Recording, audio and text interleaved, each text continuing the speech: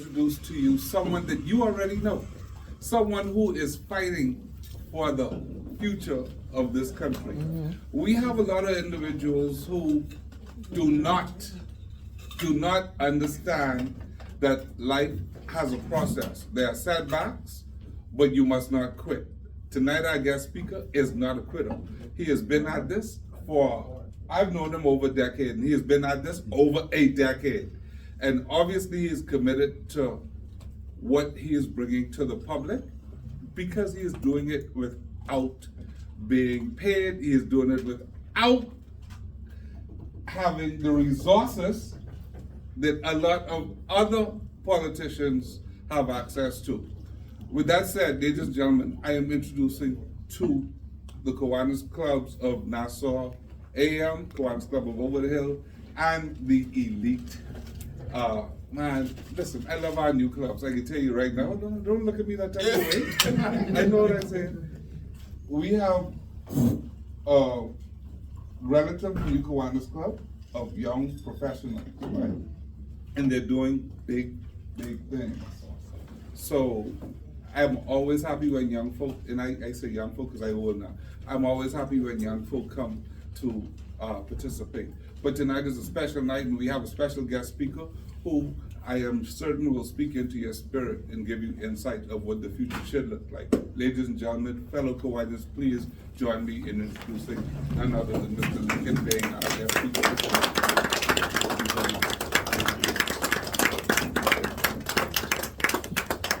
Thank you all for having me. It is a pleasure for being here. It's a pleasure to be here. Had a very long day today, so just bear with me. I'm just fresh from the hospital visiting a little boy that we believe is twins that were being neglected. We forced the hospital to let us see him through legal means, and we have a fight on our hands to protect all of our little darlings and to protect all of the people in our country. And so I'm just coming from there. So it's been a long day. I spent the morning fighting for taxi drivers downtown, getting arrested by police officers. Again? Yes, again. But I think it stopped. It stopped now for a few days, and then we back at it. It seems that we find ourselves more and more having to fight for Bahamians and their rights. But it's a calling. It's not an easy thing. I want to say thank you all for having me. The Kiwanis, I was always very intrigued by that word and what it means. And I always say if I form an organization, I would have used that exact same name because of the meaning of it. Yeah, y'all would have to sue me for that. It actually means we trade. All right, it means we trade. It's a very special name. This organization started out with interest in making sure that children were provided for and cared for, and then they moved into, expanded into we trade. All right, and we know why that is. But it's a reason that's interesting to me because it stands for what I believe in now for the new Bahamas. When Pinland and his fellow politicians expressed their dream, they had a dream for another Bahamas. They were tired of being subservient. They were tired of not being able to work in the banks, not being able to go on Bay Street at certain hours of the day, not being able to go in the Savoy Theater. They were tired of Bahamians being held back. But they wanted us to be able to work, to get jobs, to have dignity. That's what they wanted for us, and they did a good job at that fight, and it was a noble fight. And I appreciate them for what they did to this day, and all of us are benefiting from what they did to this day, including our young professionals who are in here. You're benefiting from a fight, from some dreamers, and at the time, to everyone who existed, they were selling dreams. No one believed at that time that black people could run this country. Can you even imagine that today? The general population felt that black people should not govern us. We didn't have any business experience. The fellas who were running were broke and poor, never had a real job, and they were very unqualified. We know them today and we respect them today, but at their day, like Lady Pinlin said on a podcast recently, the Butler Legacy podcast, she said the PLP was a bad word in that day. They called them the beggar party. But they were fighting for an ideal that they believed in. And they went election after election and got a beating and got a bruising. But they believed. They did not have the money of the other guys, but they believed that Bahamians, black Bahamians, could run this country. And guess what? It came to 67, that year that we all celebrate, when we got majority rule. But let me tell you a strange thing about what happened on that day that we called majority rule. The vast majority of Bahamians voted against the PLP. They still didn't believe that black people could run this country. That was amazing. We didn't believe in ourselves. It's like, what are these people talking about? Well, where Penland ever work? Penland, what your job is? Who was all these other people? Music teacher? Musician? Who are you? Just over 18,000 people voted for the Progressive Liberal Party. Just over 19,000 people voted for the UBP. And 2,300 and 2,200 voted for the Independents and the Labour Party. That means the vast majority voted against black people governing this country. Because we didn't believe in ourselves. That sounded like a dream to all of us. Let's fast forward to today, after many arrests, including Pinland, much trying to educate our people and convince them. Before we fast forward, when it's time for change, change happens, whether you like it or not. Let's fast forward to today. There's a new mission for Bahamians. We have educated ourselves, and somehow that only went so far. They told us if you get a good education, or go away to school and come back, you'll be good. Many of us found out that we went to school and got educated and came back and we were overqualified for our country, meaning that our country is underqualified. And many of us found that we got professional jobs. Some of us went on the police force, rose to the rank of commissioner, and then after retiring from the police force, then we had to go find another job. Many of us were professionals. We spent our whole lives paying mortgages and then passing on debt to our children. Like, hold on, this job thing was good, but is there something more? To this day, you saw what they just said in the papers. They said that to be middle class, you got to make $10,200 a month.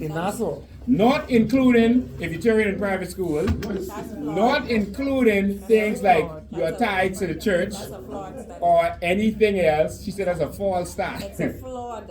Flawed start. It's a flawed study. And so that's their opinion of what it is. I agree with her. That has to be flawed. There's no way. Because if that is real, our middle class has been wiped out. It's gone. All right? And so, is there something else? And so, I was one of those who decided to go and educate myself. I've done a lot of things. I've lived in many countries. I've done business in many countries. I have a lot of experience, including world experience. And it's difficult as a Bahamian to live somewhere else and see a country that works, and a country that works for their people, and then come back and experience some of the things that we're experiencing. And so that's where we get to your name. We trade. What I believe in more than anything else is not in independence. Bahamians didn't believe in that either, and they were not going to vote for that. That's why in '72 when they asked Pinland, '71 when they asked Pinland if he was going to go independent, he said, no, we're not going to do it. Independence, bad. No. We won't do that because it was not politically expedient. Because why? Bahamians at the time were stuck in their minds. They did not believe that we could govern ourselves. They believed we had to be under the Queen. They said things like, we don't have an army, how are we gonna protect ourselves? How are these black people gonna help us to live around the world? These are some harsh and serious realities. And so that brings us to what is better than independence. And as I traveled around the world and I had a chance to do different things around the world, I started to realize that independent countries were backwards countries. They were third world countries. They were developing countries. They were countries that were lacking. So what do we need to be? I noticed that all of the developed nations consider themselves something different, and that was interdependent. I'm not interested in independence. I'm interested in interdependence. What does interdependence mean? It means that your country has something that the other countries need, and you are trading, independently trading, and you are depending on each other. It's called interdependence. It's the reason it's difficult to have a world war now, because China needs America, America needs China. Countries need each other. Interdependence, it means that you have something to offer. So then that brings us to the question, what do we have to offer? What do we have? For a very long time, our politicians told us we ain't got nothing.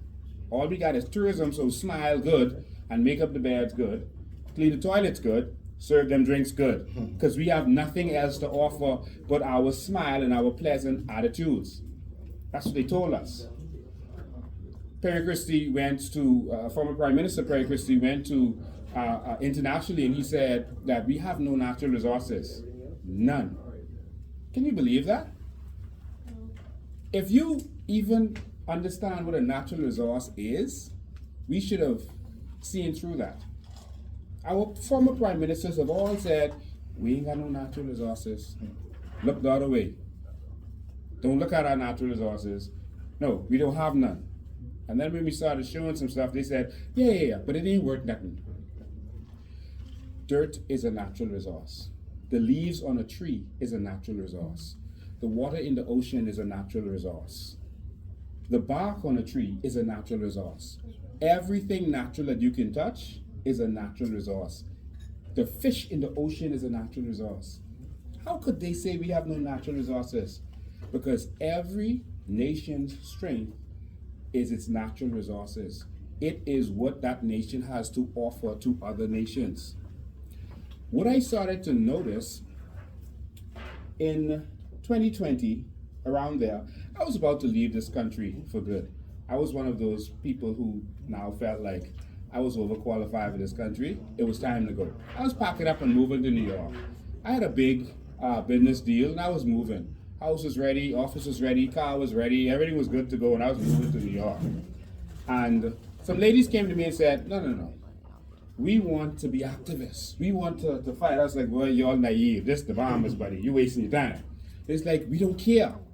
We don't care if anyone else believes us. We have to spread the message. And I was like, okay, what I'm going to do for y'all, I have a deal. I can't stay here. I will build a website for you, free, and I will teach you how to do research, and you put your information on the website and tell all the Bahamians, go there and read it. And so they agreed. I decided to do that. And as I started to do the research, I started to come across documents. Research is one of my strong points. I started to come across a lot of documents that I've never seen anywhere and that I've never heard them discuss anywhere. I'm like, wow, what is this? And I started to realize that not only do we have natural resources, but I started to see our natural resources being sold elsewhere. I started to search aragonite. And I saw that our aragonite, there was a deal initially that was made where our aragonite was being mined for 6 cents a metric ton. 6 cents. It was later, and that was under the UBP. But Pinland was a good man, and he raised it to 75 cents. We was in the money then. And then Ingram was an even better man than him. I don't mean that literally. And he raised it to $2 a metric ton. And all of us, some of us heard that, some of us knew about that. It was like $2 a metric ton. Okay, it's only dirt. Yeah, yes, it ain't worth nothing. That's just sand. What you can do with sand? And so I started to look and investigate who was behind that and who was doing it. And then I started to see that the people who signed the deals here in the Bahamas actually was forming companies in the US. And not only they formed companies in the US, they were selling to themselves so that there was no profit. So why is there no profit? And I look at the contract, and the contract said that initially it was 75 cents and $2, but whatever profit they make, they had to give our country a percentage. And so they were selling themselves so that there was no profit. And when they sell to the U.S. company, that U.S. company can do whatever they want with it. And it was also said that the sand could only be used for beach restoration. All right? And that justified the low $2 amount. And so they would sell it to that company and say for beach restoration, then it would be sold on. But there was nothing that we could do or would do. And so I said, this information, along with other stuff, is too good to just put on a website. We had to do a documentary, and we did just that. We did a documentary, and we said we'll put this documentary on YouTube for the whole world to see it. And when we finished the documentary, and I saw it, I said, there's no way that we could just put this on YouTube. We got to put this on TV. Everyone was on lockdown. You had nothing else to do but YouTube. And I called Clint Watson. I said, Clint, you got to see this documentary that we did. He said, okay, let me see it. He said, Lincoln, I want this on TV now. I'm going to cancel my show and let you all have that spot. And we want everyone to see this. He said, how much of these you could do? I said, well, this is just a documentary. He said, no, we need more than that. I said, okay, I'll do one a week. He said, perfect. And so we did it. We presented the Bain people, and it started to change the mindsets of people. People started to see for the first time that we actually have natural resources. What really shocked most people was that what they were supposed to get for $2, we actually found on the market for up to $7,000 a metric ton. We actually showed that on Amazon, on Pet Barn, on other websites, mostly for around $3,500 a metric ton. So you can get this for $2 and sell it for $3,500. You can't make that selling Coke. No, you can't. So you mean while in the 80s our black young men were getting arrested and going to jail trying to smuggle Coke, these guys was trading dirt, sand, and making more money than them? Oh, and not going to jail. That was amazing. And when I looked at the value, we saw this stuff worth billions and trillions of dollars. I'm like, I can't even repeat this to people. They're going to say I'm crazy. And we saw the value of it. And after the first documentary, the people in the industry actually contacted me, called me, Mr. Bain, we need to see you. I'm like, me? For what? We just want to talk. Oh God, these fellas gonna kill me now. Reveal their secrets. Call my police friends. These Aragonite miners want to see me. It's like, don't go. I know I have to go. Okay, we'll come with you. Okay, I'll bring my gun. Oh yeah, bring your gun. So I went there. I didn't bring my gun, and I went. They called me to this warehouse out Arawaki that they wanted to meet me in, and I went out into the warehouse. It sounds like a mafia movie. Sound like a I know. And so it was. And so I went, sat with them, and the first thing one of them said to me was, Mr. Bain, they said this stuff that you're saying about this $100,000 nonsense, he said that's a joke to what Bahamians could actually get. He said, but you can't tell them that.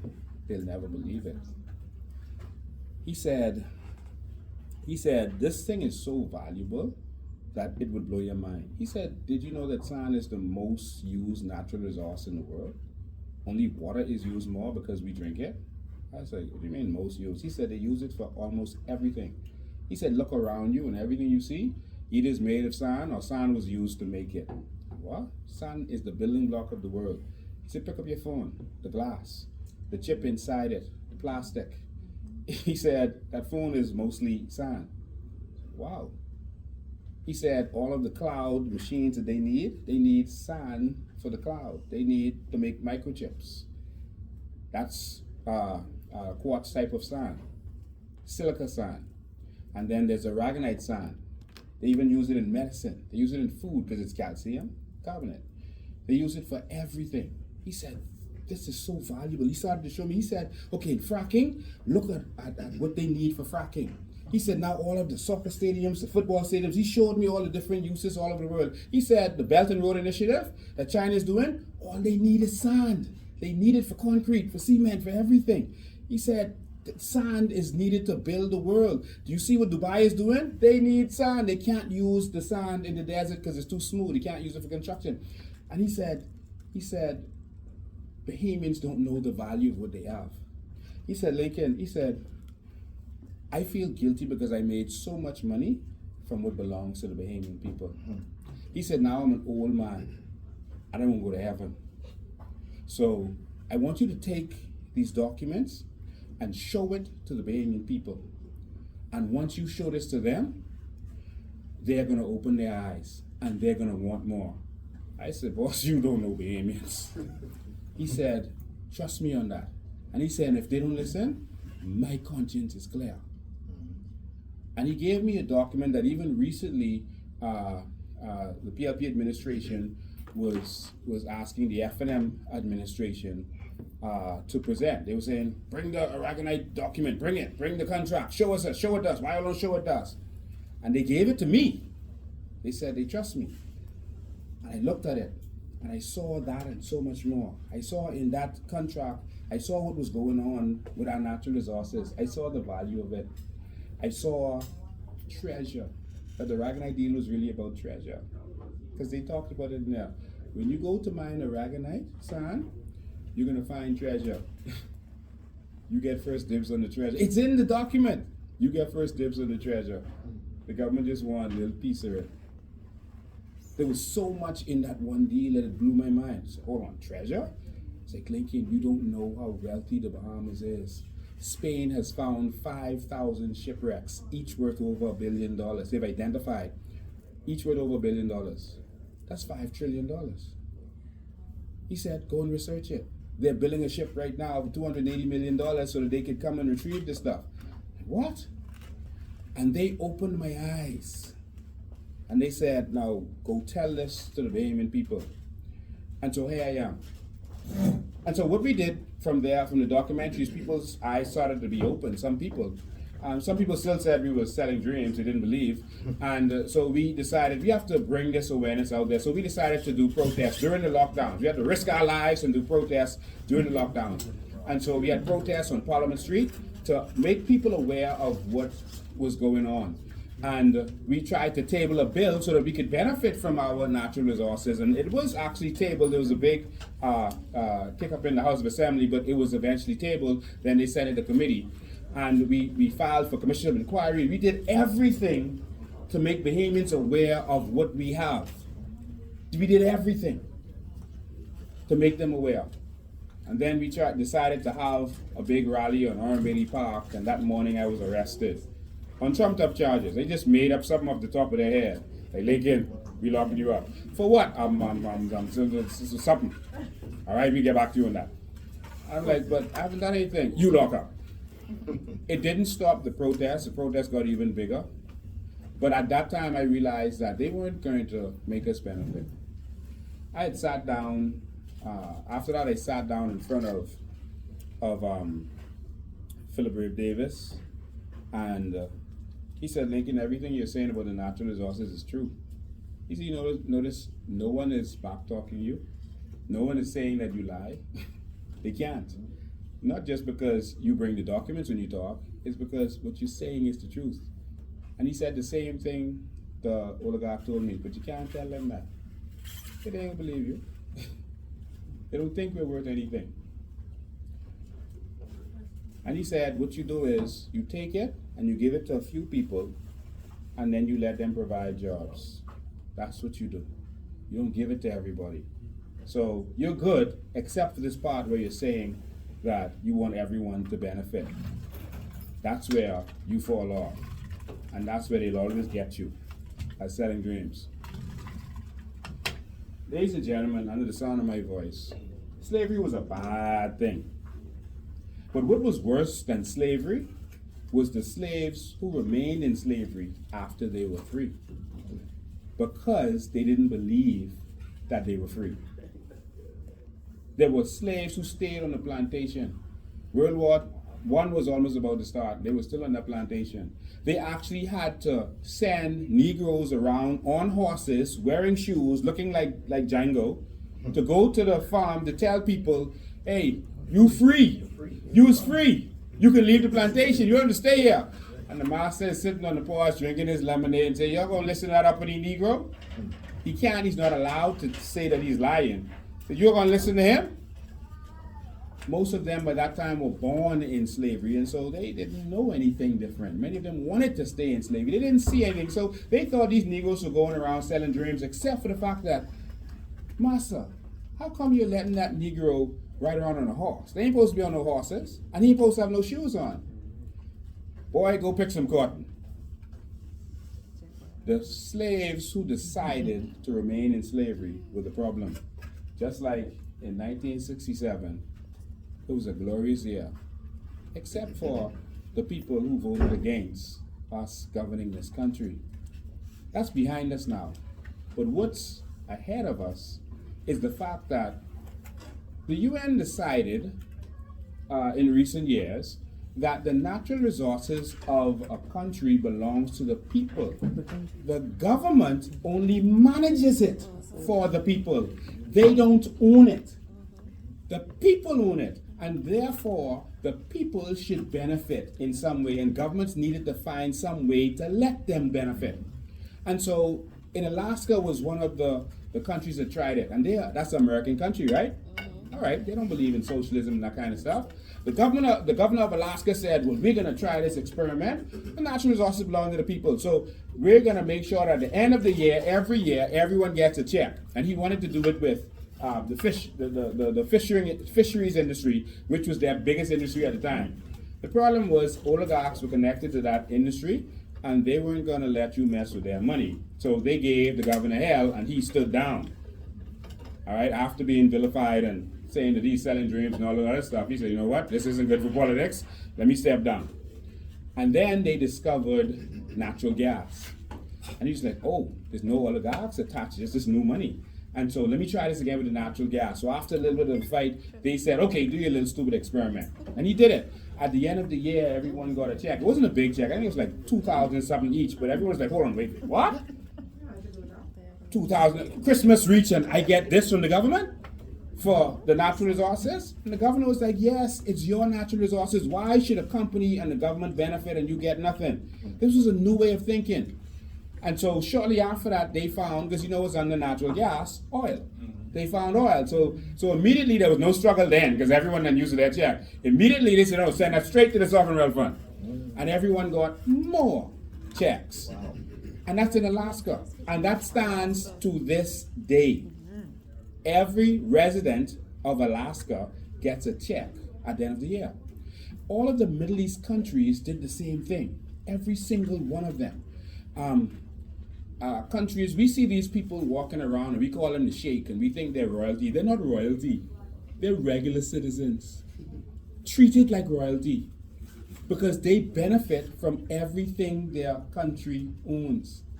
And so there was this little young man. You didn't give me a time, but you could nudge me when I close to there, and we could open for questions if you want to. There was this country called Qatar that changed the world. I want to tell you a story about this country called Qatar because it really moved me. It was a kingdom, like all of them were kingdoms, and Qatar is still not a democracy to this day. I'll tell you why. So, the kingdom was very poor. People were literally dying in the streets from starvation. There's no proper health care, no proper electricity, no proper running water. That's Bahamas? No, Qatar, back in the day. Right? And so, I stop. I say, I could change. I almost get beaten just now. Right? Tell them fix it. All right, but so back to Qatar. All right, so in Qatar,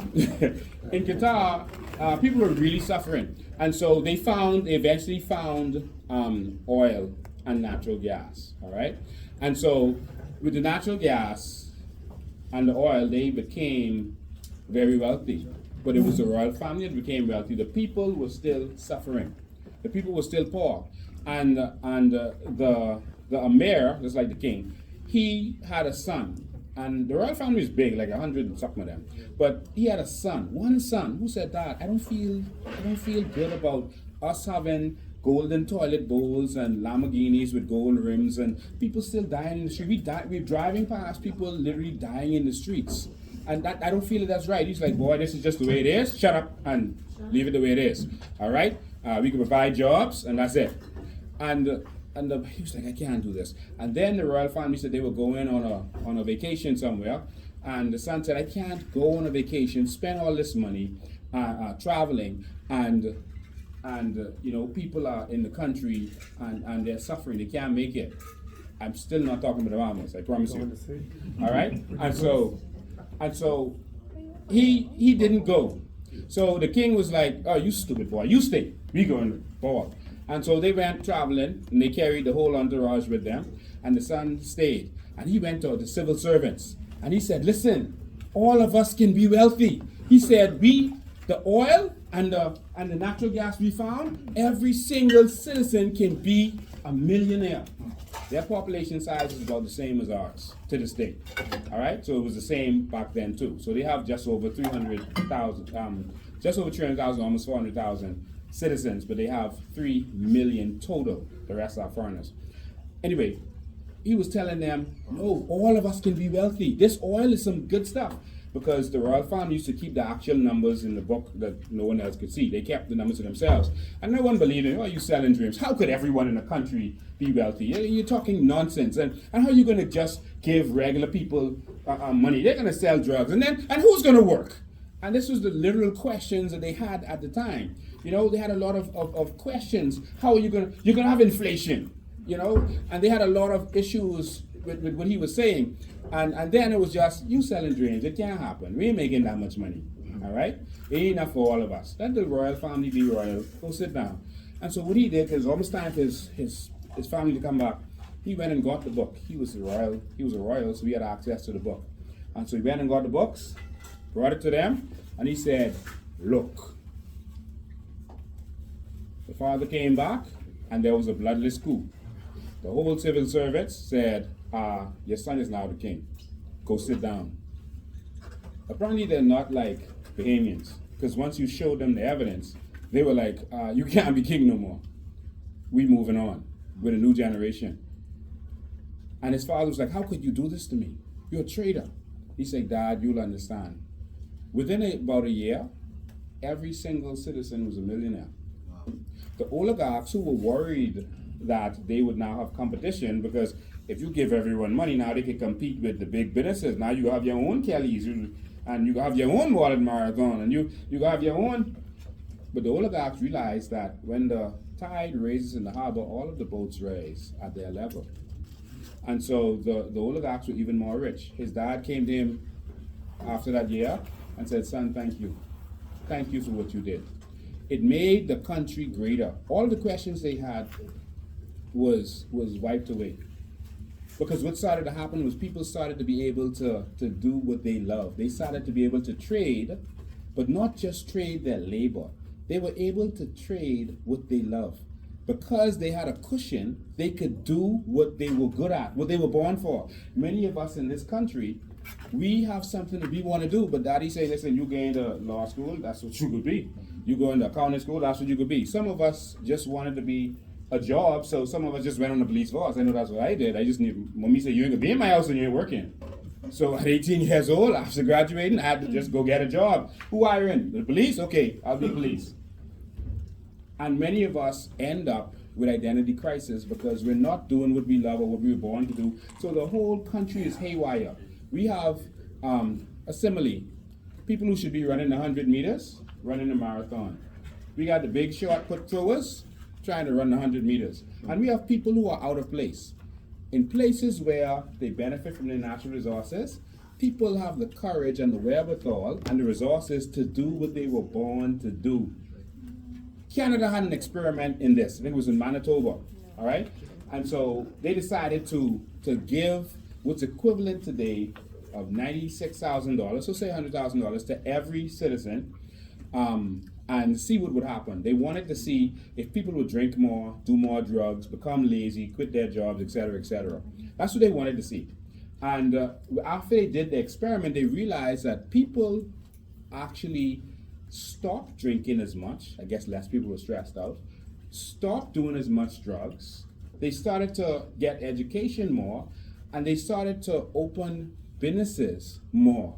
it started to benefit the whole society. The same thing happened in Norway. In the middle of the day, if you go to Norway, people are in the parks and they're having fun and they're thinking about what business they're going to do next to benefit society. One of the problems with our nation is we depend on 15 people in a Gussie May cabinet to determine what should happen in our country. But that takes away the knowledge in your head and your head and your head to be able to contribute to society. The great ideas of every great nation comes from the people. If you look at the great ideas in America, it didn't come from the government or the cabinet. The cabinet's job is to create the environment so that you could flourish, that your ideas can come to life. The biggest problem we have in this country is access to capital. And that's why we can't do what we love. Because if that business fails, you're going to be bankrupt. You might go to jail.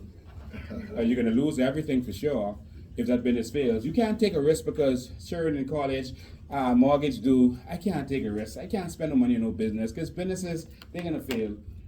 That's because we have no access to capital.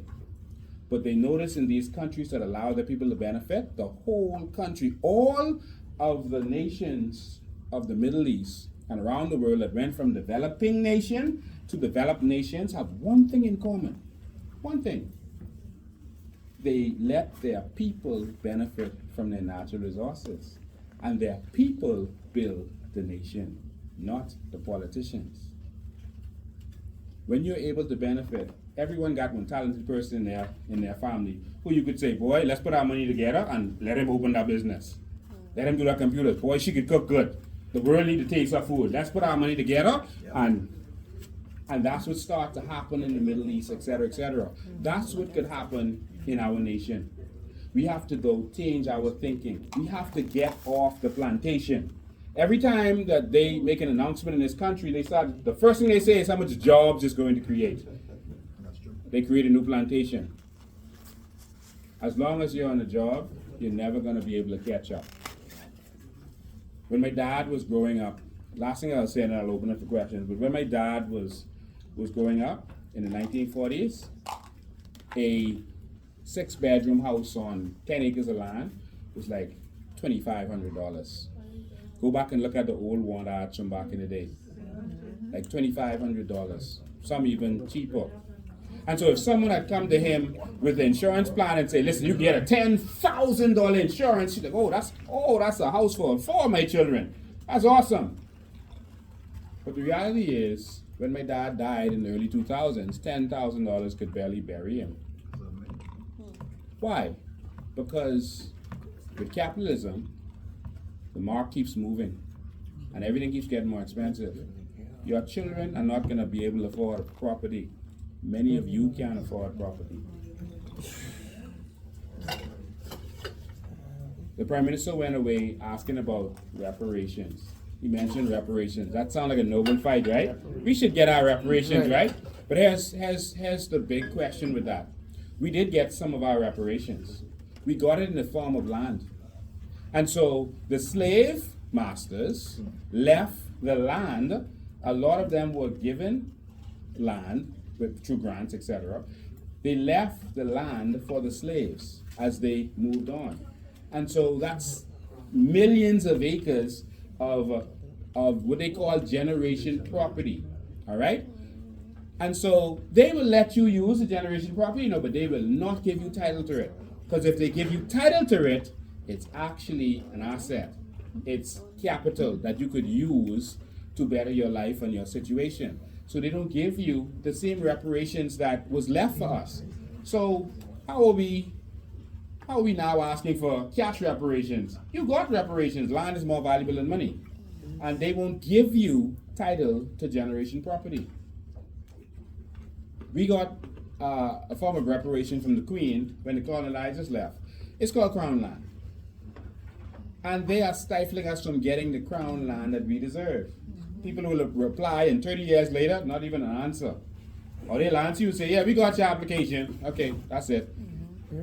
And only if you're maybe a pastor or someone politically connected, you get access to it. But that's your reparations. That's a part of it. And we're not getting that. It's time for us to benefit from what is ours. It's time for us to own this economy. It's time for us to stop bragging about how much money the cruise ships and the hotel is making from our economy. It's time for us to own that economy. Why don't we own cruise ships? Why? Why don't we own shipping companies? Why? I mean, international shipping companies. Every boat that goes to America stops in Freeport, changes ship, that's the hub, and goes over. We should be number one in shipping. Why are we not benefiting from what we have? Our natural resources, our proximity to America, and this new thing called carbon credits. Before election, they said, carbon credits isn't real, that's a scam, don't listen to Lincoln Bain, that's not true, it's not real. After election, that's all they're talking about. Y'all notice that? Anyone notice that? That's all they're talking about. But before election, they said, Lincoln Bain selling dreams, don't listen to him. Carbon credits ain't real. So how all of a sudden, it's real now? And it's just that, it's real, but y'all can't have none of it. We trade. We trade with each other. We trade our skills that we'll now be able to do because we can do what we love. And we trade with the rest of the world. The word is Kiwanis. We trade. Thank you.